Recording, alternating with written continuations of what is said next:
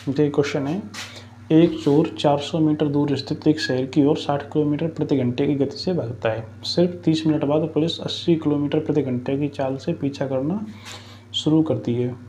चोर पकड़े जाने तक पुलिस द्वारा कितनी दूरी तय की गई होगी। देखिए ये क्वेश्चन इस तरह समझते हैं हम। इसमें दिया है एक चोर 400 मीटर दूर स्थित एक शहर की तरफ, यानी यहाँ पर एक चोर का एक चित्रपोक्शन, यहाँ पर चोर खड़ा हुआ है, एक यहाँ पर एक शहर है, कोई यहाँ पर शहर है, इसके बीच की दूरी है 400 किलोमीटर। 400 किलोमीटर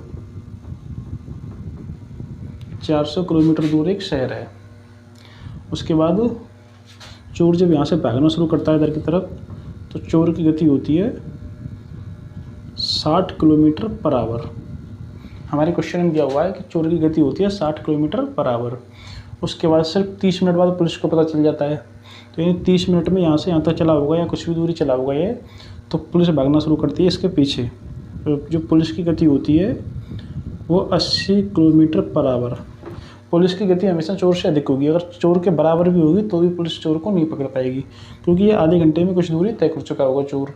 लेकिन अगर पुलिस की दूरी उससे अधिक है, चाहे कुछ कितनी भी अधिक हो, थोड़ी अधिक हो, ज़्यादा अधिक हो, तो पुलिस उसको पकड़ लेगी। तो इसमें 60 किलोमीटर प्रति घंटे गति चोर की है, 80 किलोमीटर प्रति घंटे की गति ये पुलिस की गति है, ये पुलिस की गति है, और ये है चोर की गति। ये चोर भागा 60 किलोमीटर प्रति घंटे गति से और पुलिस ने भागना शुरू किया उसके पीछे 80 किलोमीटर प्रति घंटे की गति से। लेकिन यह कह रहा है सिर्फ 30 मिनट बाद। 30 मिनट बाद यानी चोर 30 मिनट तक भाग चुका होगा, तो चोर ने 30 मिनट में कितनी दूरी तय की होगी। तो देखिए 30 मिनट यानी 1/2 यानी आधा घंटा। चोर आधे घंटे भागा होगा, तो आधे घंटे में उसने दूरी तय की होगी चोर ने। चोर की गति 60 किलोमीटर प्रति घंटे और वो आधे घंटे भागा, तो उसने 30 किलोमीटर की दूरी 30 किलोमीटर की दूरी चोर ने आधे घंटे में तय कर ली होगी। उसके बाद पुलिस को पता चल जाता 30 मिनट बाद, यानी आधे घंटे बाद ही पुलिस को पता चल जाता जब वो 30 किलोमीटर दूरी यहाँ से यहाँ तक की दूरी 30 किलोमीटर दूरी यहाँ तक तय कर चुका होता है, तो पुलिस को पता चल जाता है। तो पुलिस उसका पीछा करना शुरू करती है। चोर पकड़े जाने तक पुलिस द्वारा कितनी दूरी तय की गई। चोरों को पकड़ने तक पुलिस ने कितनी दूरी तय की, तो ये हमको बताना है। तो देखिए 80 किलोमीटर प्रति घंटे की चाल से पीछा करना शुरू करती है पुलिस। तो देखिए पुलिस की गति है 80 किलोमीटर प्रति घंटे, चोर ने दूरी तय कर ली है 30 किलोमीटर, तो पुलिस को 80 किलोमीटर तो पुलिस की गति है 80 किलोमीटर प्रति घंटे, और 60 किलोमीटर प्रति घंटे है चोर की गति, तो ये बची 20 किलोमीटर पर आवर। ये जो गति है, इस गति से चोर की जो ये 30 किलोमीटर की दूरी तय किया है चोर, इसको कवर करेगी पुलिस। तो देखिए इस 30 किलोमीटर की दूरी कवर करने में उसको समय लगेगा पुलिस को 30/20, क्योंकि 20 किलोमीटर प्रति घंटे और 30 किलोमीटर दूरी, 0 से 0 यानी 3/2, और 2 से इसमें भाग देंगे तो 1.5 घंटे पुलिस को लगेंगे। 1.5 घंटे में 1.5 घंटा लगेगा पुलिस को इस 30 किलोमीटर की दूरी को तय करने में। 20 किलोमीटर, क्योंकि 60 चोर भाग रहा है और 80 पुलिस भाग रही है, तो 60 तो उसके बराबर भागेगी पुलिस, तो 60 से 60 खत्म। उसके बाद 20 किलोमीटर प्रति घंटे गति से 30 किलोमीटर दूरी को तय करने में उसको लगेंगे 1.5 घंटे। लेकिन ये कह रहा है चोर पकड़े जाने तक 1.5 घंटे में चोर पकड़ा जाएगा, तो 1.5 घंटे में पुलिस द्वारा कितनी दूरी तय की जाएगी। तो देखिए पुलिस की गति है 80 किलोमीटर पर आवर, और चोर पकड़े जाने तक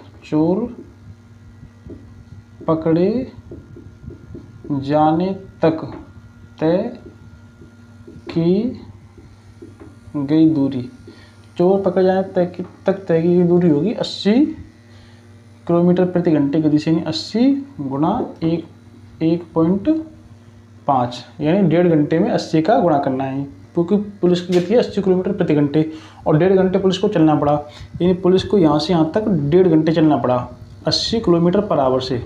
तो 1.5 घंटे में पुलिस ने कितनी दूरी तय की, 80 गुणा 1.5 करेंगे तो ये आएगा 120 किलोमीटर, 120 किलोमीटर, यानी पुलिस 1.5 घंटे में 120 किलोमीटर की दूरी तय कर लेगी। यही इसका आंसर है।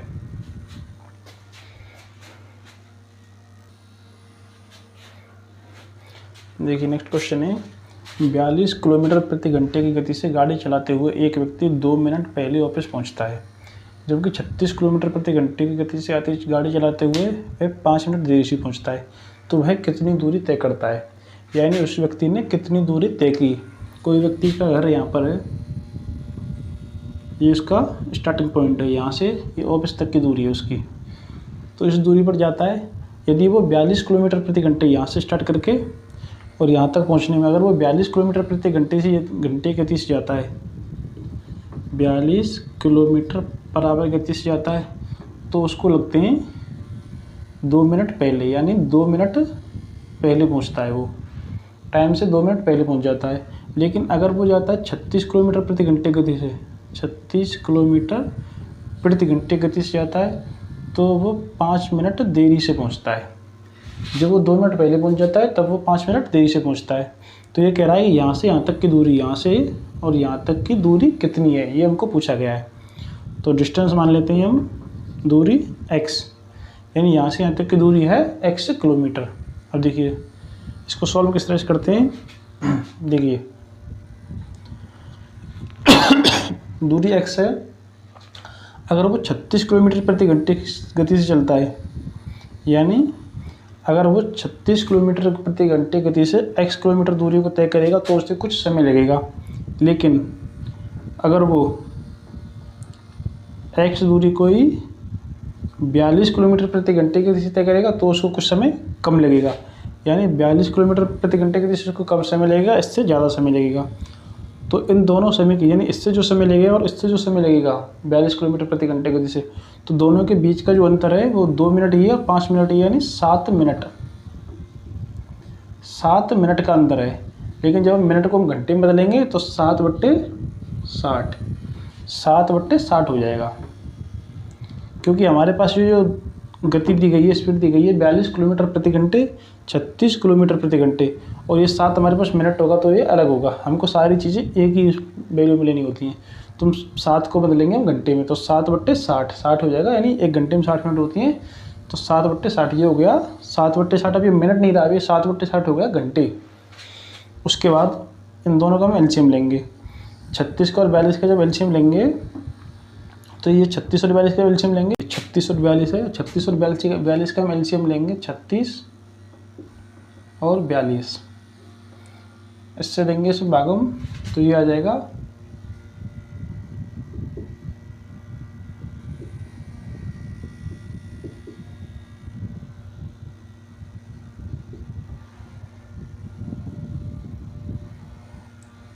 352। इन सब को मल्टीप्लाई करेंगे, 3 दूनी 6, 6 दूनी 36, 36 गुना 7,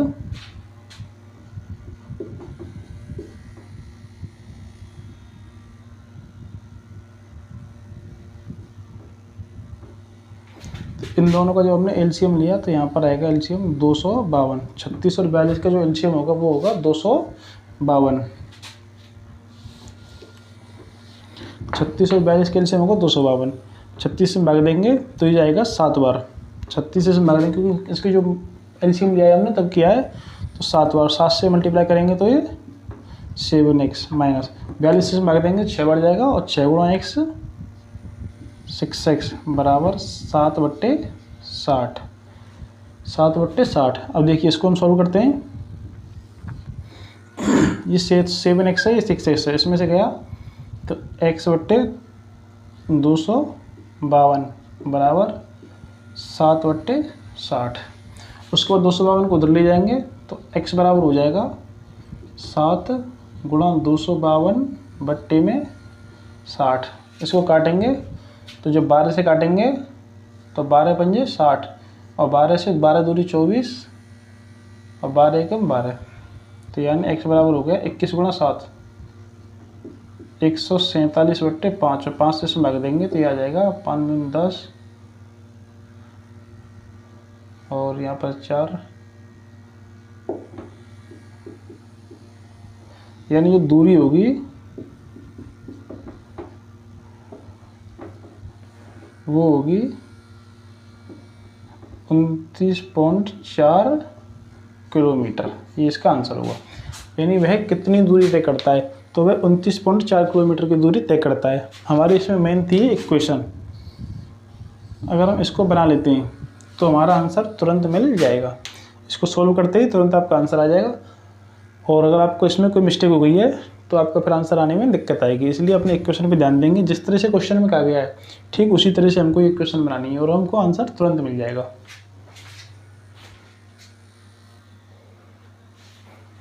देखिए नेक्स्ट क्वेश्चन है, राम 35 घंटे की यात्रा करता है। वह आधी यात्रा 30 किलोमीटर प्रति घंटे से तथा शेष यात्रा 40 किलोमीटर प्रति घंटे से गति से तय करता है, तो कुल दूरी क्या है। यानी राम को यात्रा करता है, उसमें उसको टोटल टाइम लगता है 35 घंटे। राम को कुल समय लगता है 35 घंटे, लेकिन वो आधी यात्रा यानी आधी यात्रा करता है 30 किलोमीटर प्रति घंटे गति से, और शेष आधी यात्रा तय करता है वो 40 किलोमीटर पर आवर की गति से। उसकी दो गतियाँ इस्तेमाल करता है वो। तो ये कह रहा है तो कुल दूरी कितनी है, उसने कुल कितनी दूरी तय की, यानी आधी यात्रा और आधी यात्रा मिला के उसने टोटल कितनी दूरी तय की। तो दूरी या डिस्टेंस मानेंगे हम 2x। अब आप सोचोगे x माना जाता है तो यहाँ पर 2x क्यों माना गया है, क्योंकि आधी यात्रा है, फिर हमें x/2 करना पड़ेगा। x/2 ना करके केवल x और x ले लेंगे हम, x और x, यानी x से ये और x ये। 30 किलोमीटर प्रति घंटे की गति से x दूरी और 40 किलोमीटर प्रति घंटे की गति से x दूरी तय करता है, इसलिए x + x 2x माना है हमने। अगर हम केवल x मानते हैं यहाँ पर तो हमको ये x/2 में 30 का और x/2 में 40 का करना पड़ता है, इसलिए हमने इसको x मान लिया है यहाँ पर। तो देखिए 2x दूरी है, लेकिन वो x दूरी को 30 किलोमीटर प्रति घंटे गति से तय करता है, यानी x दूरी यानी इसकी आधी दूरी को, आधी यात्रा को 30 किलोमीटर प्रति घंटे गति से, तो 2x की आधी यात्रा हो गई x प्लस उसके बाद आधी यात्रा को तय करता है वो 40 किलोमीटर प्रति घंटे गति से, यानी आधी यात्रा इसने तय की 30 किलोमीटर प्रति घंटे गति से, आधी यात्रा तय की उसने 40 किलोमीटर प्रति घंटे गति से। दो गतियाँ दी हुई हैं इसमें, 30 किलोमीटर और 40 किलोमीटर। लेकिन ये कह रहा है देखिए दूरी, देखिए टाइम बराबर होता है डिस्टेंस अपॉन स्पीड। तो हमारे पास डिस्टेंस है x और स्पीड है 30, तो यहाँ से टाइम निकलेगा एक टाइम निकलेगा, डिस्टेंस ऊपर स्पीड नीचे, टाइम यहाँ से निकला और दोनों टाइम को ऐड किया हमने, तो हमारे पास टाइम बना है 35 घंटे। यानी इस गति से जो समय लगा वो, इस गति से जो समय लगा वो, दोनों समय को हमने जोड़ा तो 35 घंटे हमको प्राप्त हुआ। तो इस क्वेश्चन को सॉल्व कर देंगे, हमारा आंसर तत्काल मिल जाएगा। 30 और 40 इनका एलसीएम होगा 120। 30 से 120 में भाग देंगे तो जाएगा 4 बार, 4 गुणा x हो जाएगा 4x या 4x। 4 से भाग दिया 3 बार जाएगा, 3 × x हो जाएगा 3x बराबर 35। 4 और 3 हो जाएगा 7x अपॉन में 120 इक्वल टू 35, यानी 7x अपॉन 20 इक्वल टू 35 यानी 35।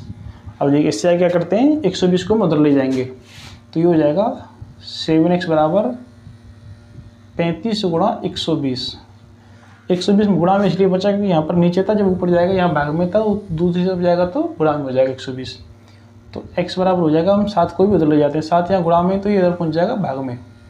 तो 35 गुणा 120/7, 7 से भाग दिया 5 बार गया और 12 गुणा 5 यानी x बराबर 5 गुणा 120 600। अब देखिए हमको पूछी गई है तो कुल दूरी क्या है, जब x की वैल्यू आई है 600, लेकिन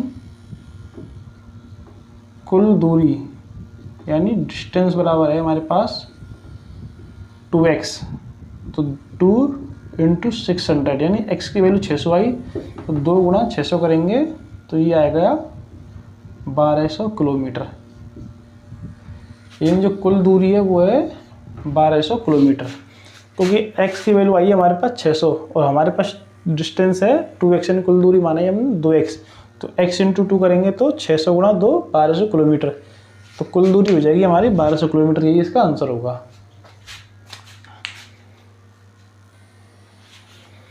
देखिए नेक्स्ट क्वेश्चन है, कोई व्यक्ति 5 किलोमीटर प्रति घंटा की चाल से जाता है तथा 3 किलोमीटर प्रति घंटा की चाल से वापस आता है। पूरी यात्रा के दौरान उसकी औसत चाल क्या है। एक कोई व्यक्ति एक पॉइंट है यहाँ पर, यहाँ से जाता है तो उसकी चाल होती है 5 किलोमीटर पर आवर। फिर यहाँ से वापस आता है तो उसकी चाल होती है 3 किलोमीटर पर आवर। यानी यहाँ से यहाँ तक गया जाता है वो, और फिर यहाँ से वापस आता है। उसके बाद कह रहा है पूरी यात्रा के दौरान यानी जाने और आने में उसकी औसत चाल क्या है, उसकी एवरेज स्पीड पूछी गई है। तो देखिए औसत चाल निकालने के लिए एक तरीका होता है जो ज़्यादातर बुक्स में लिखा होता है। ठीक है, दो तरीके बताता हूँ मैं आपको। औसत चाल,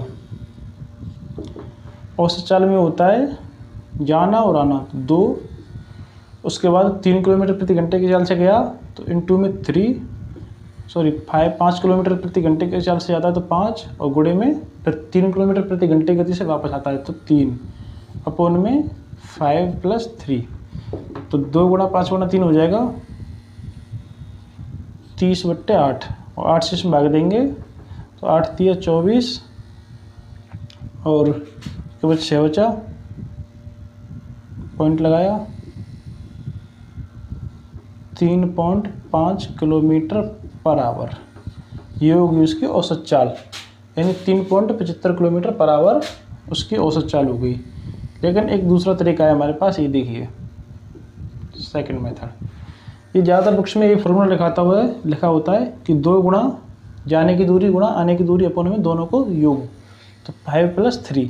ये जो फॉर्मूला होता है ये ज़्यादातर बुक्स में लिखा होता है, इसी से क्वेश्चन हो रहे होते हैं। लेकिन एक तरीका आसान भी होता है, इसमें जब कैलकुलेशन जब बड़ी हो जाएगी संख्याएं तो उसमें कभी कभी दिक्कत आती है लेकिन आप इससे भी कर सकते हैं। और एक दूसरा तरीका ये होता है उसकी जाने की यहाँ पर लिखते हैं और आने की यहाँ पर। तो ये 5 है जाने की, 5 किलोमीटर प्रति घंटा गति से वो जाता है और 3 किलोमीटर प्रति घंटे गति से वो वापस आता है।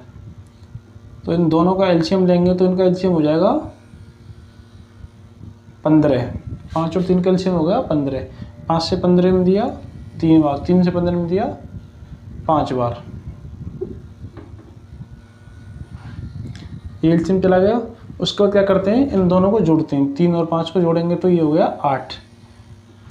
लेकिन ये कह रहा है कि यात्रा जाता है और आता है तो 15 कर देंगे हम डबल, यानी 15 गुणा 2 30, तो 30/8, 8 से इसमें भाग देंगे 3.75 किलोमीटर पर आवर। ये होगा इस तरह से आंसर।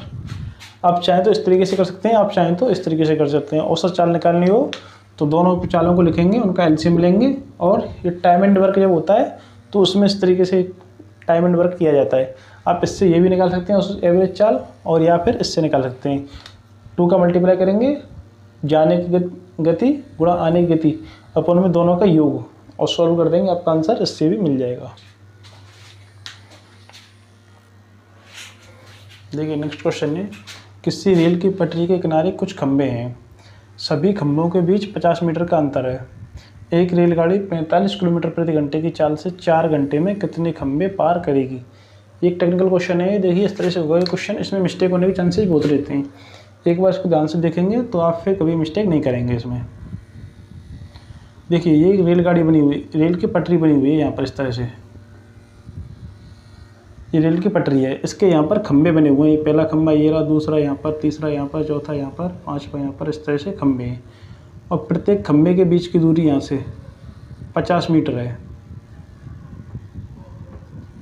प्रत्येक खंभे के बीच की दूरी है 50 मीटर। कोई रेलगाड़ी है,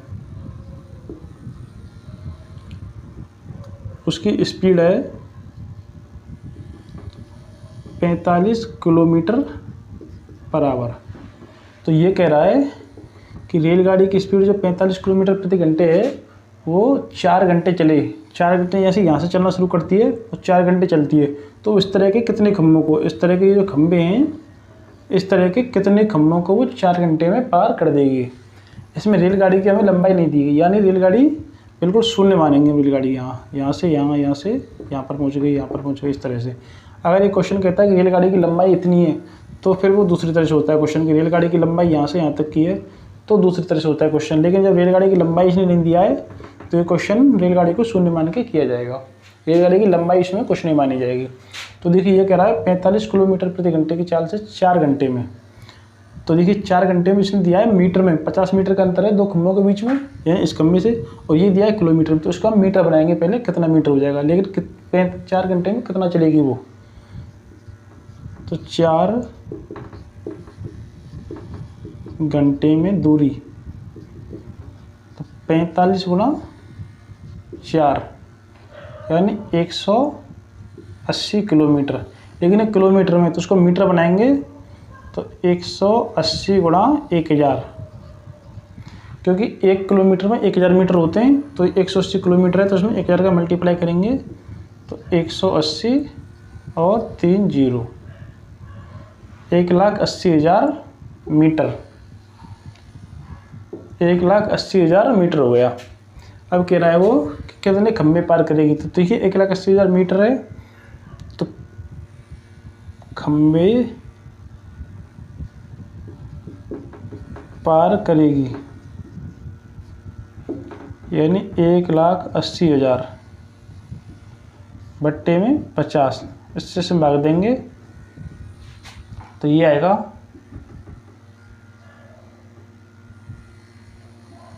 3600। अब आप तुरंत टिक करेंगे 3600 आंसर, लेकिन ये आंसर नहीं है। जब हम 1,80,000 में 50 का भाग दिया तो 3600 आ रहा है, लेकिन 3600 इसका आंसर नहीं होगा। आप क्या करेंगे, 3600 आंसर आ गया और तुरंत टिक कर देंगे यही सही है 3600, लेकिन इसमें 3600 सही नहीं है। इसमें आंसर आएगा 3600 प्लस 1 यानी 3601, ये होगा इसका आंसर। 3600 एक खंभों को पार करेगी। अब वो किस तरह से 3600 एक खंभों को पार करेगी वो देखिए। पहला खंभा बना हुआ है यहाँ पर, ये रेल की लाइन है, दूसरा यहाँ पर बना हुआ, तीसरा यहाँ पर, चौथा यहाँ पर, पांचवा यहाँ पर, इस तरह से बने हुए हैं। रेलगाड़ी अब यहाँ से चलना शुरू कर दिया है, सबके बीच में दूरी है 50 मीटर की। तो देखिए माना इसमें 200 मीटर है, 50 इसमें, 50 इसमें, 50 इसमें, 50 इसमें। अब देखिए 3601 किस प्रकार से आया है वो देखिए, क्योंकि समझने की चीज़ इसमें 3600 तक तो कोई दिक्कत नहीं है, लेकिन 3601 कैसे आया है इसमें चांसेस रहते हैं गलत होने के। तो गलत हमको नहीं करना है क्वेश्चन, उसको समझना है। तो देखिए 50 मीटर इसमें, 50 मीटर इसमें, 50 मीटर, तो ये होगी यहाँ से यहाँ तक कि 200 मीटर दूरी।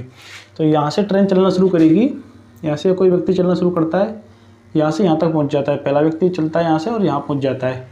तो उसने 2 खंभे पार कर लिए, लेकिन दूरी कितनी तय की, 50 मीटर। फिर 100 मीटर दूरी तय की, 3 खंभे पहुँच गया, 150 मीटर में 4 और 200 मीटर में पहुँच गया 5 खंभे। क्योंकि ये जो खंभा है पहला इसको इसने पार कर दिया, फिर दूसरा पार कर दिया, तीसरा पार कर दिया, तो जो एक खंभा होगा, यानी दूरी तो 4 चली गई है, 50 के 4 जोड़े चले गए, तो ये 4 उसके खंभे हो गए। लेकिन एक जो आखिरी वाला खंभा है, अगर रेलगाड़ी की दूरी नहीं दी हुई है तो इसको भी यहाँ तक वो पहुँच जाएगी टारगेट तक अपने तक, तो ये खंभा भी इसी में काउंट किया जाएगा। ये दूरी में तो नहीं जोड़ा गया, लेकिन ये उसमें काउंट किया जाएगा। तो 3600 खंभे तो इसके अंदर वाले, ये वाले, और एक ये आखिरी वाला खंभा, तो 3600 एक खंभे पार करेगी वो 45 किलोमीटर प्रति घंटे गति से 4 घंटे में।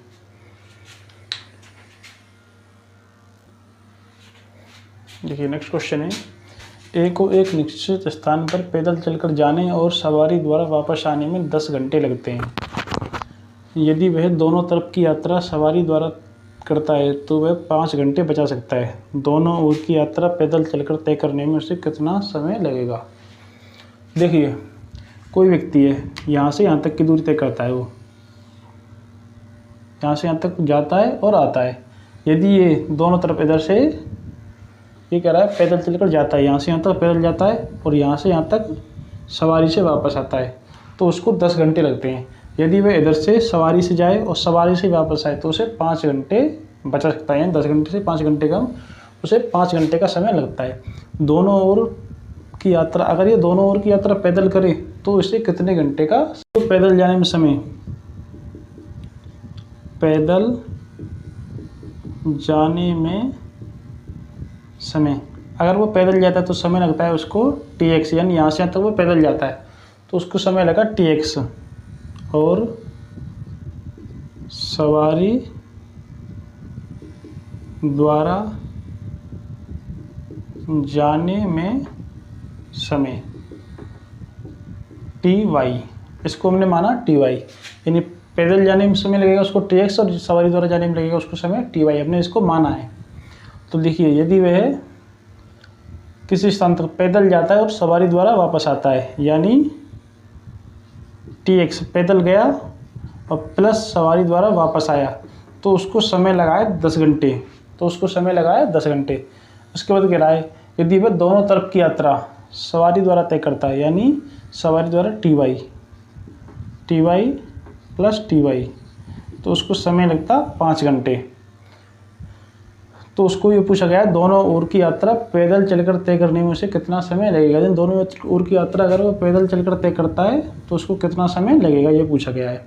तो देखिए ty प्लस ty 5, ये ty एक ही ty हो गया, एक ty हो गया, यानी 2ty बराबर 5।